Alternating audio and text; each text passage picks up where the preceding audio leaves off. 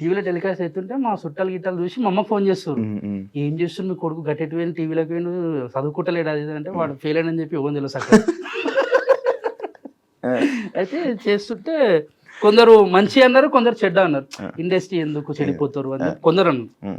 కొందరేమో మంచిగా ఉంటే చేసుకోని అని చెప్పి కొందరు అన్నారు. పాజిటివ్ నెగిటివ్ తెలియక కొంతమంది ఇండస్ట్రీ గురించి తెలియక కొంతమంది మాట్లాడతారు, కొంతమందికి ఏమో ఇది ఎదుగుతుండేమో అని కుళ్ళుతో కొంతమంది చెప్తారు. ఈ ఎవరి ఇష్టం. అప్పుడు చిన్నపిల్లలు కదా ఏజ్ అది 17, 18 అనుకున్నాను. కాదు. మీ ఇద్దరు వచ్చారా? మీ ఇద్దరు సొంత అన్నదమ్ములు అనుకున్నారు తెలుసా? బావ బొమ్మర్దులు, నేను బావని వాడు బొమ్మరు. బావ బామర్దులు, ఇద్దరు బావ బామర్దులు. మా మమ్మీ వాళ్ళ బ్రదర్ వీళ్ళన్న. మా డాడీ బే, మా అన్న కాదు. అసలు ఉన్నట్టుండి బ్రదరు మమ్మీ అనగా ఇంగ్లీష్ వచ్చింది. ఏం లేదు, మా అమ్మ వాళ్ళ అన్న ఉంటాడా వీళ్ళు అయ్యా. క్లారిటీ వచ్చింది. ఏతులు పోకు మూతులు నాకంటారు. నీకు వచ్చిన తెలుగు మాట్లాడచ్చు.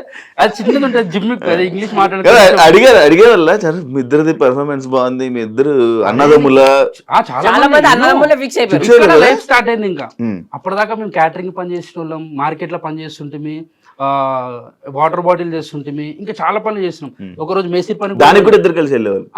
నేను తీసుకుని వచ్చి ఎడికంటే అడిగి ఇంట్లో ఒకటే జడగొట్టింది ఈడే. ఇప్పుడు సెటిల్ అయిందని చెప్పారు. మంచి వాడు గుర్తుపెట్టుకోడు భయ్యా, అయితే వీళ్ళ మమ్మీ మస్తు తిడుతుండే. అంటే వీళ్ళని తిడుతుండే, నేను వెనకాల ఉంటుండే. కానీ నాకే తిడుతుంది, నాకు అర్థమవుతుంది. కానీ నేను నవ్వుకుంటూ నన్ను తిట్టారు కదా. అంటే అల్లుడు అంటే కొంచెం రెస్పెక్ట్ ఇస్తారు కదా. అయితే అప్పుడు స్టార్ట్ అయిన లైఫ్ మాది. ఏడ చూసిన స్టూడెంట్స్ మంచిగా ఫోటోలు దిగుతారు, అది చేస్తారు ఇది చేస్తారు, అల్చేలు. ఇక ఆ పైలో అని ఈ పైలో హైదరాబాద్ ఉన్న వాళ్ళు మంచి మంచి వాళ్ళు అందరు ఇంటికి పిలిపించుకోరు, మన ఇంటికి వస్తుండే. ఇక గల్లీలో ఏడా పోయినా కానీ అరే ఈ పోరాలు అంటే ఒక పేరు బ్రాండ్ తెచ్చుకోరు, బిందాస్ బ్రదర్స్, బిందాస్ అని చెప్పి.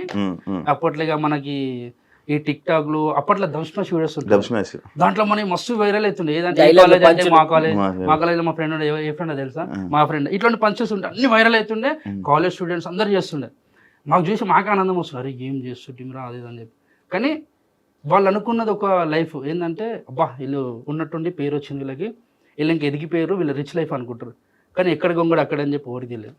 ఎందుకంటే ఒక్కొక్క స్కిట్ కి మేము ఒక రాత్రి పూట కూర్చొని రాసే పొద్దుగా అవుతుండే, మేము ఒక్క కంటెంట్ రాయనికి. అప్పుడు అంటే మాకు తెలిసి తెలియని ఏజ్ లో మేము వచ్చినా మాకు బ్యాక్ సపోర్ట్ ఏది లేదు, మాకు రైటర్ కూడా ఎవరు లేరు. ఫస్ట్ మాకేమున్నా మా సంతోష్ అన్న, మా డైరెక్షన్ డిపార్ట్మెంట్ సీనన్న, ప్రసన్న అన్న, సాయన్న వాళ్ళు, వీళ్ళే నఫీస్ అన్న వాళ్ళు కానీ వీళ్ళందరూ కలిసి ఏం చేద్దామని మేము చెప్తే దానికి మంచిగా సంతోషాన్ని ఇట్లా కాదు అట్లా చేయరని చెప్తుండే.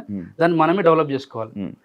అట్లా చేస్తున్నాం, అవుతుంది, జీవితం ముందరికి వెళ్తుంది. ఇంక ఉన్నట్టుండి బయటకు వెళ్ళేసరికి ఒక్కొక్కరు ఏమనుకుంటుంటారు, వీళ్ళు బలిసిన వాళ్ళు రా, వీళ్ళకి మంచి పైసలు ఈ కొడుకుల కేంద్ర ఇట్లా మాట్లాడుతారు.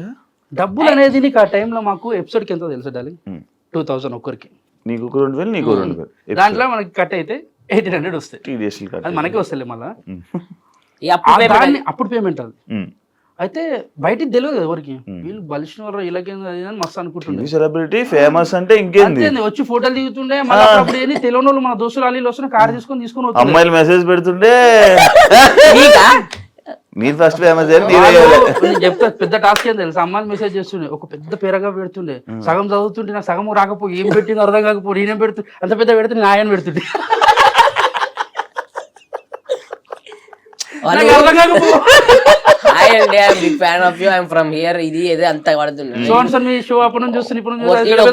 ఒకటి అర్థమైంది కింద మధ్యలో కాపీ పేస్ట్ అనుకో. అయితే ఇప్పుడు ఇక నార్మల్ ఇలా రిచ్ లైఫ్ అది అనుకున్న టైంలో మాది రేకుల రూమ్, 3 రూములు ఉంటాయి. చిన్న లైఫ్ స్టార్ట్ అయింది అంటే మేము, మా అమ్మ కొన్నది, అది కూడా కష్టపడి ఆ ఇల్లు కొన్నది.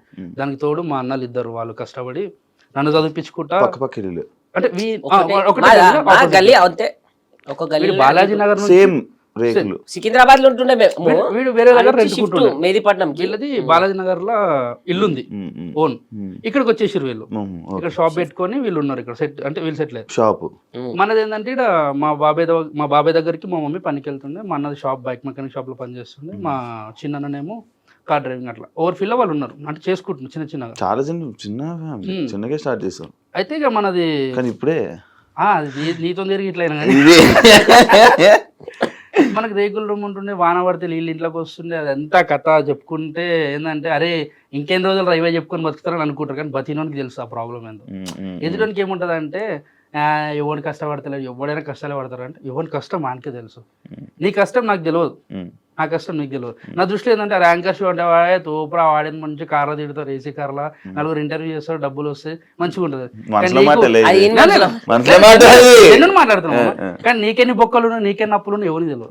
మాకు కూడా అంతే, ఎవరికి ఎన్ని అప్పులు ఉంటాయో తెలియదు, ఎవరికి ఏమైతే తెలియదు. కానీ ఎదుట దృష్టిలో ఏంటంటే సెలబ్రిటీ అంటే ఇది అనుకుంటారు. కానీ ఆడికి రావాలనేదే మా వేడైతే అనుకుంటారు చూడు మన వాళ్ళు అందరూ, ఆడికి రావాలని చెప్పి ఈడి దాకా వచ్చినాము. అక్కడ స్టార్ట్ అయిన మా జర్నీ రేకుల రూమ్ నుంచి ఒక 3 ఫ్లోర్ల బిల్డింగ్ అయింది, సపరేట్ పెంట్ హౌస్ అయింది నాకు. అంటే అంటే వాళ్ళు ఇచ్చిన ఆశీర్వాదమే, వాళ్ళు ఇచ్చిన ప్రేమని, వాళ్ళు ఇచ్చిన ఒక 1.5 year 2 years అవుతుంది కట్టి. దానివల్ల మేము వీడి దాకా ఉన్నాం. వీడు ఒక మంచి కార్ తీసుకొని వీడు హ్యాపీగా ఉన్నాడు. వాడి క్వశ్చన్ కూడా నువ్వే చెప్పి ఆన్సర్లే అంటే మళ్ళీ వాడు చెప్తే నా భయం అయితే ఏం చెప్పేసాడు. నీదేం చెప్పలేరా, ఇక్కడ దాకా లైఫ్ బాగుంది కానీ ముందేమైతే తెలియదు. నీ జర్నీ సేమ్ జర్నీ కదా, అదే జర్నీ. వెనకతలు తిరుగుతున్నా మొత్తం మేము ఇద్దరమే తిరిగేది.